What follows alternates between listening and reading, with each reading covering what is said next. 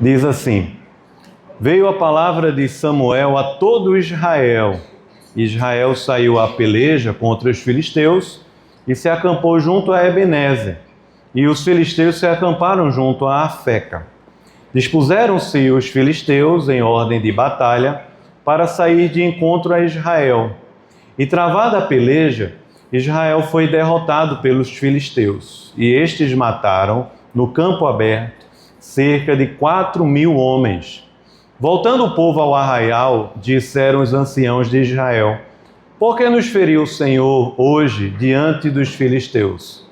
Tragamos de Siló a arca da aliança do Senhor, para que venha no meio de nós e nos livre das mãos de nossos inimigos. Mandou, pois, o povo trazer de Siló a arca do Senhor dos exércitos, entronizado entre os querubins. Os dois filhos de Eli, Hofni e Finéias, estavam ali com a arca da aliança de Deus. Sucedeu que, vindo a arca da aliança do Senhor ao arraial, rompeu todo Israel em grandes brados e ressoou a terra. Ouvindo os filisteus a voz do júbilo, disseram: que voz de grande júbilo é esta no arraial dos hebreus? Então souberam que a arca do Senhor era vinda ao arraial. E se atemorizaram os filisteus e disseram: os deuses vieram ao arraial. E diziam mais: ai de nós, que tal jamais sucedeu antes. Ai de nós, quem nos livrará das mãos destes grandiosos deuses? São os deuses que feriram aos egípcios com toda sorte de pragas no deserto. Sede fortes, ó filisteus, portai-vos varonilmente, para que não venhais a ser escravo dos hebreus, como eles serviram a vós outros. Portai-vos varonilmente e pelejai. Então pelejaram os filisteus, Israel foi derrotado e cada um fugiu para a sua tenda. Foi grande a derrota, pois foram mortos de Israel 30.000 homens de pé. Foi tomada a arca de Deus e mortos os dois filhos de Eli, Hofni e Finéias. Amém. Palavra de Deus. Vamos orar ao Senhor. Ó Deus, muito obrigado, Pai. Obrigado por este privilégio de mais uma vez estar aqui o teu povo reunido e desejoso, Senhor, ávidos para ouvirmos a tua voz. Pedimos que o Senhor, com tua misericórdia e graça, possa falar ao nosso coração, nos orientar com tua palavra, nos educar na tua justiça, Senhor. Em nome de Jesus. Amém. O povo brasileiro é um povo de muitas superstições. Não sei se você já confiou ou acreditou em alguma. Alguns, quando passam na frente de uma igreja, até mesmo evangélica, fazem o sinal da cruz. Evitam deixar o chinelo virado para não atrair a morte para dentro de casa.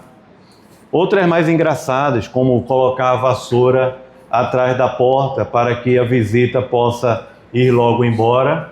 Ou nesse período de feriado, não é, católico, o São João, a história lá do Santo Antônio, não é, enrolado e de cabeça para baixo dentro de uma gaveta para atrair algum tipo de casamento. Coceira na mão, que vem dinheiro. E até a seleção brasileira, não sei se vocês viram, mas o avião que foi para os Estados Unidos recebeu ali um jato de água, né? Que eles chamam de batismo. Ainda bem que é por aspersão, né? E eles foram lá e todo mundo noticiou: o avião da seleção brasileira está abençoado. O texto que nós lemos aqui hoje reflete um pouco desse imaginário religioso que faz parte do ser humano caído. Na verdade, toda superstição é uma tentativa nossa de controlar o invisível. Nós queremos justamente um amuleto, uma fórmula, alguma coisa que a gente faça que traga bons resultados, não é? Na nossa vida e a gente alcance alguma bênção. Quando pensamos nesse aspecto, na nossa relação com Deus, na verdade é porque nós buscamos um tipo de Deus que seja útil para a nossa vida e não o Deus glorioso, verdadeiro, soberano e santo que as Escrituras nos revelam. Nós queremos um Deus que cure, que abra portas, que resolva os nossos problemas, que proteja a nossa família, que conceda vitórias no trabalho. Mas boa parte daqueles que se dizem cristãos hoje, especialmente aqui no Brasil, não estão dispostos a ouvir a voz de Deus, submeter-se à sua palavra, buscar a vontade de Deus, arrepender-se dos seus pecados. Por isso que o que nós vemos hoje, na realidade da igreja brasileira, não é algo novo, porque nós também podemos ver na realidade do povo de Israel, nesse texto, mas não apenas nesse texto, em muitos outros. Essa tentação não é uma tentação nova, porém muito antiga. No texto que lemos, 1 Samuel, capítulo 4, nós nos deparamos com a realidade do povo de Deus em profunda decadência espiritual. E é o que a gente tem estudado aqui ao longo de 1 Samuel, aquele período dos juízes que ainda está trazendo os seus resultados nessa parte ainda do texto. Espiritualidade decadente, o sacerdócio corrompido de Eli e seus filhos, Hofni e Finéias, que profanam o culto, roubam as ofertas e praticam todo tipo de imoralidade dentro do povo de Deus. Eli, este sacerdote, ele fracassa como um sacerdote, ele fracassa também como pai. E nós temos aprendido isso, especialmente no capítulo 2, quando o Senhor trouxe juízo sobre a vida de Eli e a sua casa por meio de um profeta, quando nós encontramos ali no capítulo 2. Inclusive o texto dizendo que os filhos de Eli não chegariam mais ao arrependimento, porque o Senhor os queria matar. E o Senhor tiraria da casa de Eli e de sua descendência o ministério sacerdotal. O Senhor mesmo falou a Eli que seria isso como um sinal de que a palavra do Senhor se cumpriria. Qual seria o sinal? Os 2 filhos de Eli morreriam no mesmo dia. No mesmo dia. Agora o texto que lemos cumprindo exatamente essa palavra. Na semana passada nós vimos o capítulo 3, quando o Senhor chama e fala com Samuel. E faz parte também dessa palavra de Deus a Samuel, aquilo que é o juízo de Deus sobre a casa de Eli. Samuel transmite isso para Eli. Num tempo em que a palavra do Senhor era rara, Deus volta a falar com o seu povo por meio de Samuel. Por isso que a primeira frase que a gente leu hoje aqui, do capítulo 4, versículo 1, diz que veio a palavra de Samuel a todo Israel. Essa primeira frase, ela está justamente fechando a ideia do capítulo 3 e reabrindo aqui para a narrativa, que é essa narrativa de uma guerra que Israel estava enfrentando com os filisteus e aquela pela qual o Senhor cumpriria aquilo que ele falou. Até aqui, no texto de Samuel, nós temos aprendido e falado muito sobre Samuel. Não é? Desde o início, a oração de sua mãe, o seu nascimento, o seu chamado, toda essa história. Mas a gente vai dar uma pausa em Samuel, a gente não o texto. Na verdade, a partir daqui do capítulo 4 até o capítulo 7, o texto vai dar uma pausa a respeito de Samuel e vai se deter um pouco mais na trajetória desta família, que é a casa de Eli e seus filhos, e alguns conflitos e guerras para com os filisteus. Até que no capítulo 7, mais ou menos 20 anos depois, Samuel começa a exercer o seu ministério ali em Israel, e nós vamos voltar a vê-lo presente aqui na narrativa do texto bíblico. Hoje nós veremos essa parte primeira do capítulo 4, entendendo como o povo de Deus estava tão perdido, mas tão perdido, que achava que poderia vencer batalhas usando apenas Deus como um amuleto, usando Deus apenas como um tipo de superstição para conseguir vitória em meio àquelas batalhas. E então o Senhor vem com o seu juízo, e o juízo do Senhor deixará um rastro de tragédia na casa de Eli, na sua família e também em Israel. Por isso, o tema do nosso sermão nesta tarde e noite é: Deus não pode ser manipulado. Esse é o tema do nosso sermão, e nós veremos isso na primeira parte do texto, versos de 1 a 3, quando vamos entender e perceber Israel buscando a vitória sem se voltar para Deus. Esse é o nosso primeiro ponto. Israel busca a vitória sem se voltar para Deus. Em segundo lugar, Israel tenta usar Deus em vez de obedecer a Deus. E em terceiro lugar, Deus confirma a sua palavra e manifesta a sua glória nos versos finais, os versos de número 10 e 11.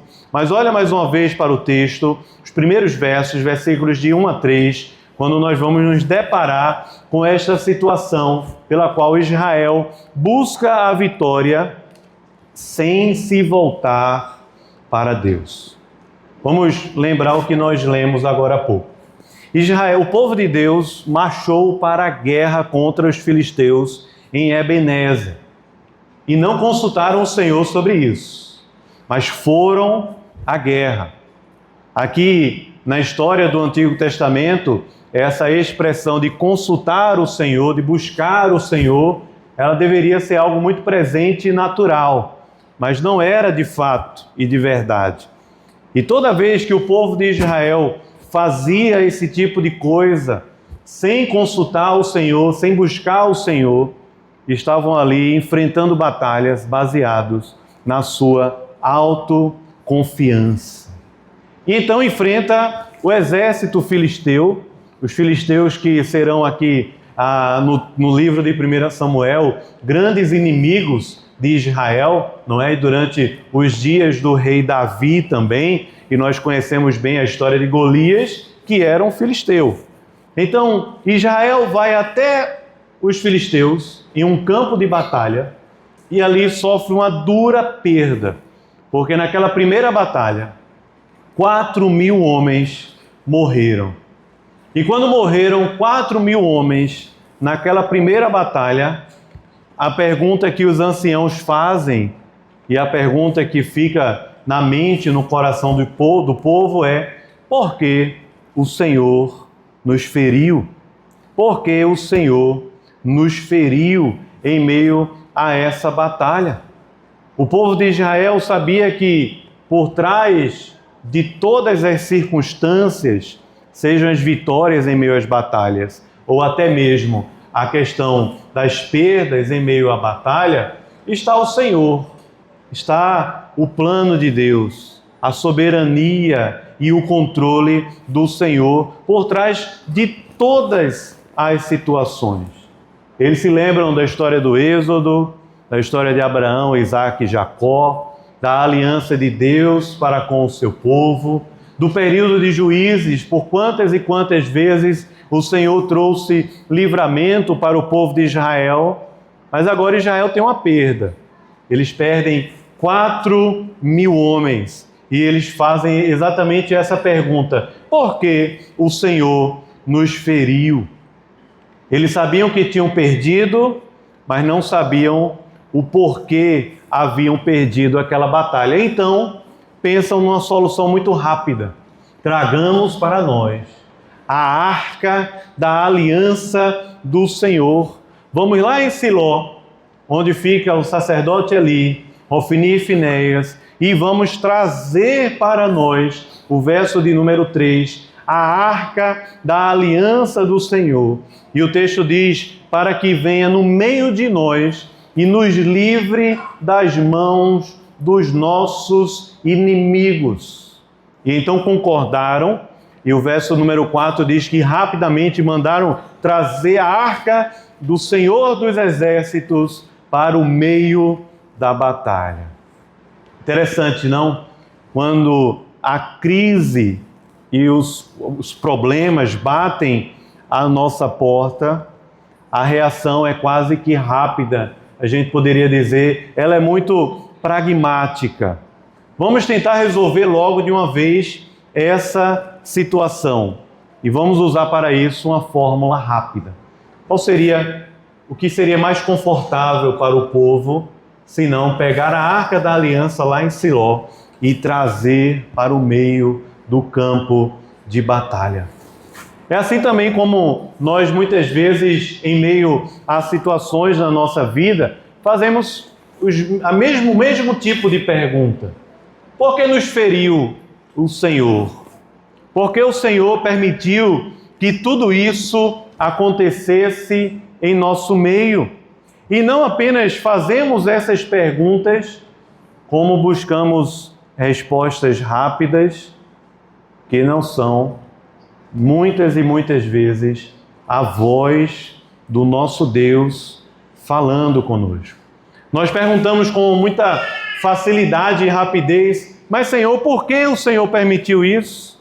Por que o Senhor me feriu? Por que essa perda? Por que essa situação tão difícil acontecendo na minha vida? Mas raramente temos a coragem de examinar o nosso coração e perguntar, Senhor, o que é que o Senhor quer tratar comigo e com a minha família através dessa dor? O que é que o Senhor quer tratar com o meu coração por meio desta perda, por meio desta dor, por meio deste enfrentamento? E quando nós ficamos presos a perguntas que estão baseadas apenas no nosso eu, no nosso ego, dificilmente nós conseguimos chegar até o arrependimento e o verdadeiro reconhecimento do Senhor. Nós buscamos a vitória por meio da arca, porque é mais fácil tentar usar Deus ou manipular o Senhor do que buscarmos ao Senhor de todo o nosso coração e nos arrependermos de nossos pecados. Então queremos usar Deus para resolver os nossos problemas. E exatamente a continuidade do texto, nos versos de número 4 a 9, quando nós encontramos Israel tentando usar Deus em vez de obedecer a Deus. Primeiro, Israel quer a vitória, em lugar de buscar ao Senhor em arrependimento.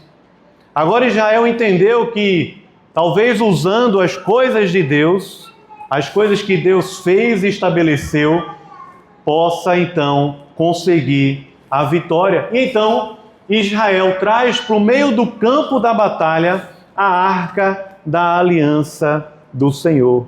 A mesma que o Senhor ordenou que o povo fizesse, para que ela pudesse ali, na história do povo de Deus no Antigo Testamento, refletir a glória de Deus e representar a presença de Deus no meio do seu povo. Essa arca, ela era uma caixa assim, coberta de ouro. Na sua tampa haviam dois querubins e tinha ali um propiciatório na sua tampa, onde o sumo sacerdote, uma vez ao ano, deveria ali levar o sacrifício em lugar do povo, derramando ali o sangue do cordeiro em cima da arca da aliança, no Santo dos Santos, que somente o sumo sacerdote poderia entrar e somente uma vez ao ano. Dentro da Arca da Aliança do Senhor, nós tínhamos as 2 tábuas da lei, os 10 mandamentos do Senhor.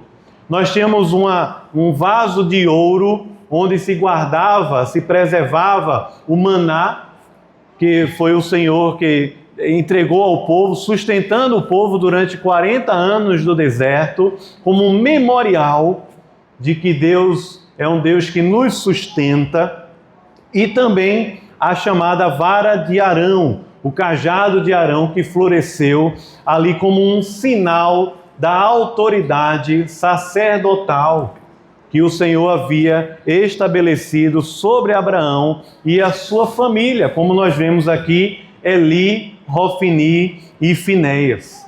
Mas a Arca da Aliança do Senhor em nenhum momento era para ser usada como um amuleto ou como um objeto supersticioso de proteção. Ela simbolizava ali apenas a presença de Deus no meio do seu povo. Mas aí o nosso coração enganoso, diante das situações da nossa vida, caímos na tentação de querermos usar Deus como uma religião de poder e uma religião de manipulação. E nós fazemos isso também, irmãos, muitas vezes. Se você for bem sincero, ao longo da sua trajetória como cristão, inclusive, muitas vezes nós fazemos isso também. Em lugar de buscarmos verdadeiramente a Deus, nós queremos controlar o Senhor. Em lugar de nós orarmos ao Senhor dizendo: Senhor, seja feita a tua vontade, nós oramos a Deus dizendo: Senhor, seja feita a minha vontade aqui na terra, como ela é feita nos céus. Nós fazemos isso com a nossa vida.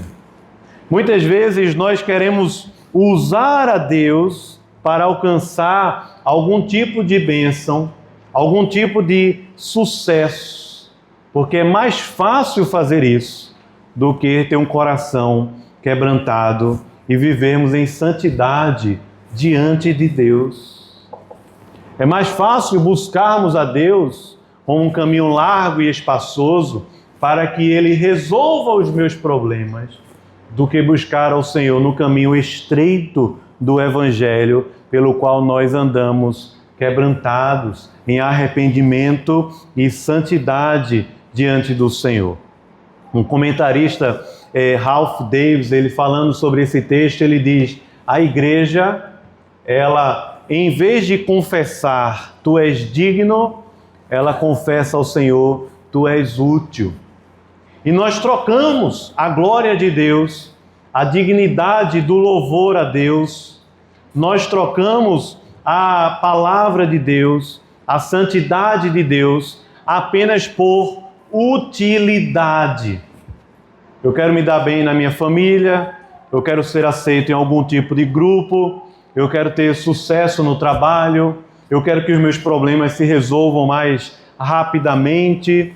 E então, o que é que nós fazemos? Vamos buscar a Deus, vamos para a reunião de oração, vamos para o culto de manhã e de noite, vamos ler a Bíblia, vamos ler um devocional, vamos abrir algum tipo de caixinha da promessa.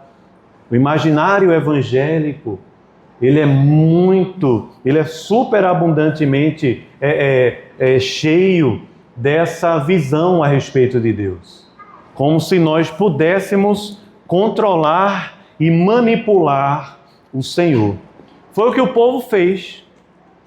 E é interessante porque, aparentemente, eu estou colocando aqui muitas aspas, porque essa não é a verdade do texto, mas aparenta que os filisteus estavam entendendo melhor do que o povo de Israel. Porque quando os filisteus viram a arca vindo e aquele alvoroço no meio de Israel, eles disseram: agora nós vamos perder a batalha, porque nós conhecemos a história. Os filisteus falam: nós sabemos que Deus é por este povo, nós sabemos o que Deus fez lá no Egito, nós sabemos como o Senhor feriu os egípcios lá e como o Senhor sustentou esse povo em 40 anos de deserto e em meio a muitas e muitas batalhas. Os ímpios se levantando, aparentemente, entre aspas aqui, com mais temor a Deus do que o próprio povo do Senhor. Os filisteus, eles ficam, em primeiro momento, eles ficam ali com medo. Até que de repente eles se fortalecem e alguém diz ao povo dos filisteus assim, dizendo: não tenham medo, vamos para a batalha, vamos nos portar varonilmente, vamos pelejar nesta batalha que nós venceremos. E é justamente a terceira parte do texto. Nós veremos o povo de Israel perdendo a batalha, mas Deus confirmando a sua palavra e manifestando a sua glória. Abra, por favor, olhe mais uma vez para o texto, os versos de número 10 e 11, quando nós encontramos exatamente essa expressão. Versículos 11 e 12. Os filisteus pelejam contra Israel. Israel foi derrotado. Cada um fugiu para a sua tenda. E desta feita, 30.000 homens foram mortos. Não mais 4.000, mas 30.000 homens foram mortos. A arca de Deus foi tomada e os 2 filhos de Eli, Hofni e Finéias, morreram. Meus irmãos, na primeira parte do texto, os versos 1 e 2, o povo de Israel vai para a batalha sem consultar o Senhor e perde. Agora, eles vão para a batalha, entre aspas, como se Deus estivesse com eles. Estão manipulando, tentando manipular o Senhor. E então eles perdem feio a batalha.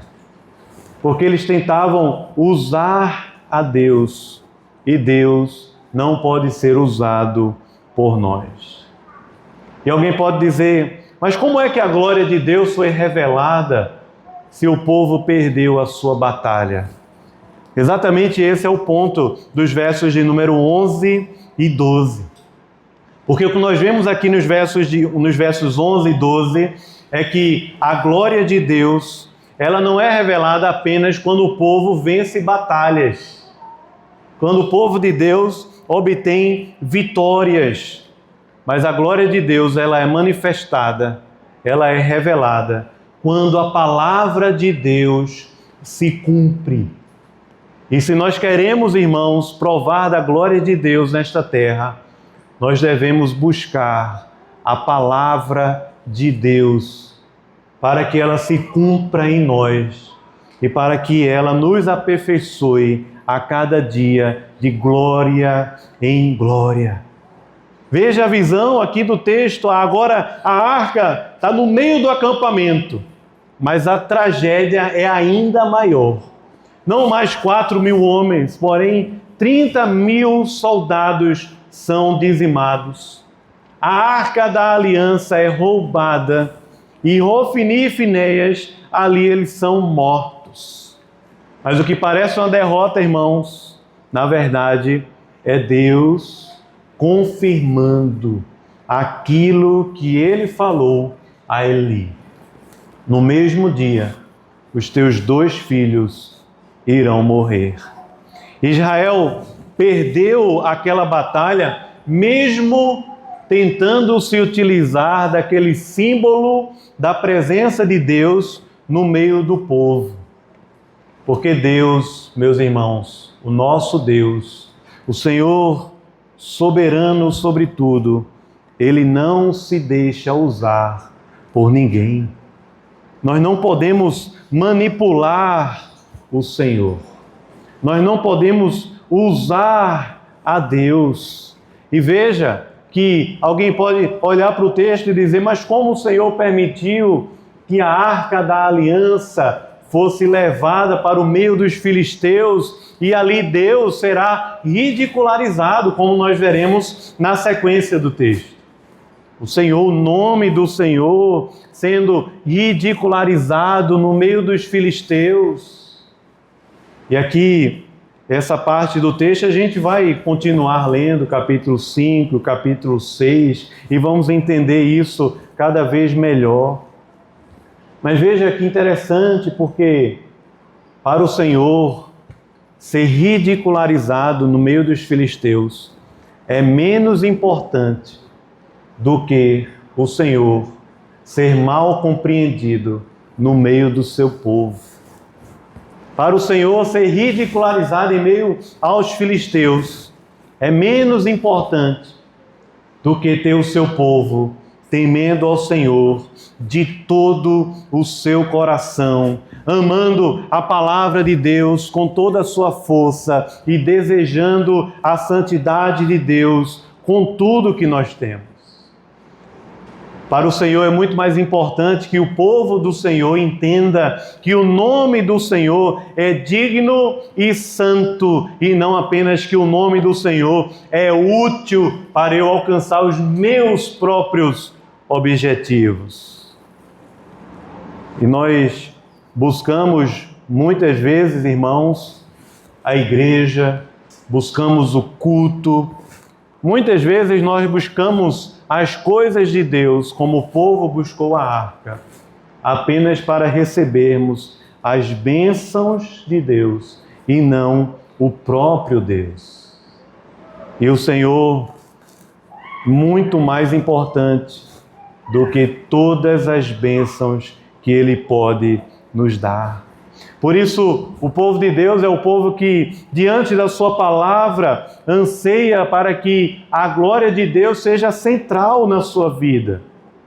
É o povo que reconhece o peso da glória do Senhor no meio do seu povo. E o que estava acontecendo ali era justamente isso. O povo de Israel não estava levando o Senhor a sério. Hofni e Finéias viviam uma vida completamente corrupta diante de Deus, achando eles que poderiam ministrar diante do Senhor, participar do culto a Deus, vivendo uma vida completamente distante da palavra do Senhor. E então o juízo veio. A palavra de arrependimento já tinha vindo em outras ocasiões, mas agora o juízo veio. E nós lemos esse texto hoje, irmãos, para que possamos também entender que hoje é uma boa oportunidade de buscarmos o arrependimento diante do Senhor, antes que a sua mão pese sobre nós e o juízo venha, para que nós temamos o Senhor acima de tudo nesta terra. Essa tragédia em 1 Samuel capítulo 4 não aconteceu porque Deus era fraco e não conseguia vencer os filisteus, de forma alguma. Essa tragédia no meio de Israel, como acontece hoje ainda, no meio do povo de Deus, tragédias acontecem, não porque Deus é fraco, não porque Deus perdeu o controle da história, não porque Deus deixou de ser soberano, mas tragédias acontecem para que nós venhamos a entender que Deus ele é soberano e que Deus ele é santo. Israel imaginava ali que poderia levar Deus para a guerra, mas na verdade Deus estava levando Israel para o tribunal. Israel achava que estava manipulando o Senhor, mas era Deus quem estava governando a história para trazer o coração do seu povo de volta para o Senhor. O povo de Israel estava tentando ali, não que conseguisse fazer isso, mas trazer vergonha à glória de Deus, enquanto na verdade o próprio Deus estava defendendo a sua glória. E Ele sabe fazer isso, irmãos, melhor do que nós.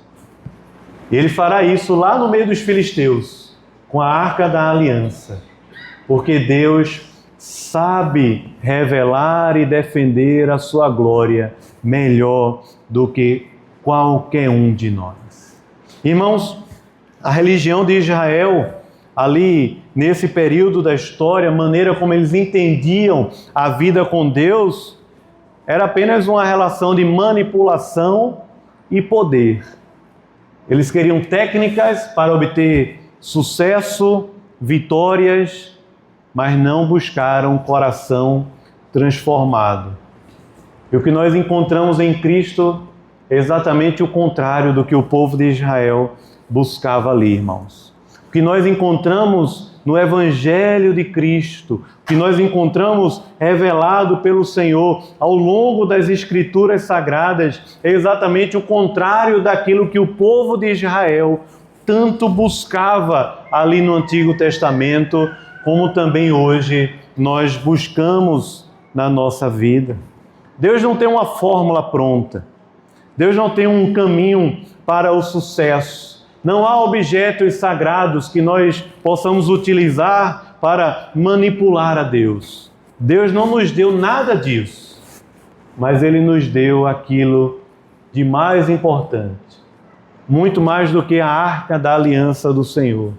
O nosso Deus enviou o seu único Filho ao mundo. A arca da aliança apontava para Ele. O tabernáculo no meio de Israel apontava para Ele. O ofício sacerdotal apontava para Ele. Os profetas apontavam para Ele. Ainda os juízes aqui apontavam para este governo e este reino do nosso Senhor Jesus Cristo. Aquela arca que dentro dela tinha a lei, tinha o maná, tinha a vara sacerdotal de Arão.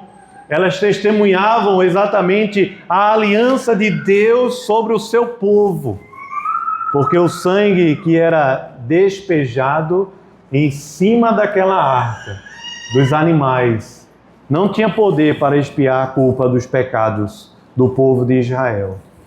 Mas o sangue do Cordeiro de Deus, derramado na cruz do Calvário, de uma única vez e para todo sempre, é poderoso para expiar a culpa do pecado e purificar completamente o nosso coração, para que vivamos uma vida pela qual, ao invés de nós dizermos a Deus, Senhor, faça a minha vontade, nós podemos viver pela palavra e com o coração submisso, dizendo a Deus, Senhor, eu quero fazer a tua vontade, apenas a tua vontade. Tudo o que acontecia ali, irmãos, apontava para Cristo. Cristo é o mediador desta aliança. Cristo cumpriu perfeitamente a lei, aquelas 2 tábuas da lei que estavam dentro da arca. Cristo cumpriu perfeitamente as 2 tábuas da lei. Cristo é o verdadeiro pão do céu. Aquele pedacinho do maná que estava ali preservado na arca da aliança. Ele também é o sumo sacerdote que se compadece de nós em nossas fraquezas, como aquele bordão de Arão apontava lá dentro da arca. Ele é aquele que derramou o seu sangue para reconciliar pecadores com Deus. Para que pecadores como nós vivêssemos na presença de Deus e não mais colocássemos a nossa esperança em objetos, em símbolos, em tradições, em pessoas, em experiências religiosas, mas para que o povo da aliança do Senhor coloque a sua esperança apenas no Senhor. A nossa esperança, irmãos, ela está em Cristo, apenas em Cristo. Por isso, deixe-me ainda trazer algumas aplicações do que nós podemos ver nesse texto. Não tente usar Deus para realizar os seus projetos pessoais. Busque conhecer a vontade de Deus para a sua vida. Senhor, seja feita a tua vontade. Não transforme também os meios de graça em amuletos. Nós estamos hoje aqui diante da mesa do Senhor, mas não há mágica, não há aqui amuletos.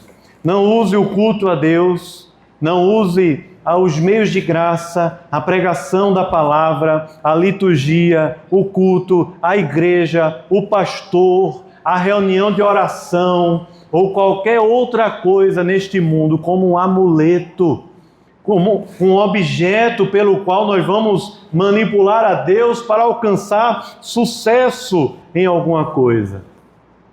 Porque o Senhor, Ele não será nunca manipulado por nós. Ele não quer isso, irmãos. O Senhor quer ser conhecido, Ele quer ser amado, Ele quer ser adorado. E Ele não minimizou as forças para fazer isso. Ele enviou o seu próprio Filho ao mundo. Confie na palavra de Deus. Irmãos, a glória do Senhor é revelada quando a palavra do Senhor ela é pregada, ela é vivida, ela é cumprida na nossa vida. Dessa forma nós podemos orar ao Senhor dizendo, não mais dizendo, Senhor, por quê? Não foi esta a oração do povo? Ou não era esta a palavra do povo no meio de Israel? Por que o Senhor nos feriu? Quando nós entendemos a glória de Deus e a palavra do Senhor, nós podemos orar diferente, dizendo, Senhor, o que o Senhor quer tratar no meu coração e na minha família através dessa situação? O que o Senhor quer tratar? E ainda mais, nós não podemos apenas aprender a fazer as perguntas certas. Meus irmãos, nós precisamos buscar boas respostas para as nossas perguntas. Não é apenas acertar a pergunta, nós precisamos acertar também a resposta. Hoje, o povo do Senhor, muitas e muitas vezes busca a palavra de Deus como o último recurso. Último recurso. Nós buscamos remédios, terapias, tratamentos, compras, viagens. Nós buscamos relacionamentos, nós buscamos novas posições, mas não buscamos a palavra como a primeira fonte de resposta para nós. E apenas a palavra do Senhor é perfeita e restaura a nossa alma, meus irmãos. Não apenas devemos fazer as perguntas certas, devemos também buscar as respostas no lugar certo, no Senhor e na Sua palavra para nós. E colocarmos a nossa confiança em Cristo, não em pessoas, não em instituições, mas somente em Cristo. Ele é a nossa esperança. Ele é o sumo sacerdote que intercede por nós à direita do Pai. Por isso, vamos orar ao Senhor neste momento, também preparando o nosso coração para a ceia do Senhor. Este memorial pelo qual Cristo se faz presente no meio do seu povo. Vamos também preparar o nosso coração para provarmos da ceia. E talvez seja este um bom momento de você, diante de Deus, clamar por um verdadeiro arrependimento no seu coração e nos submetamos ao Senhor.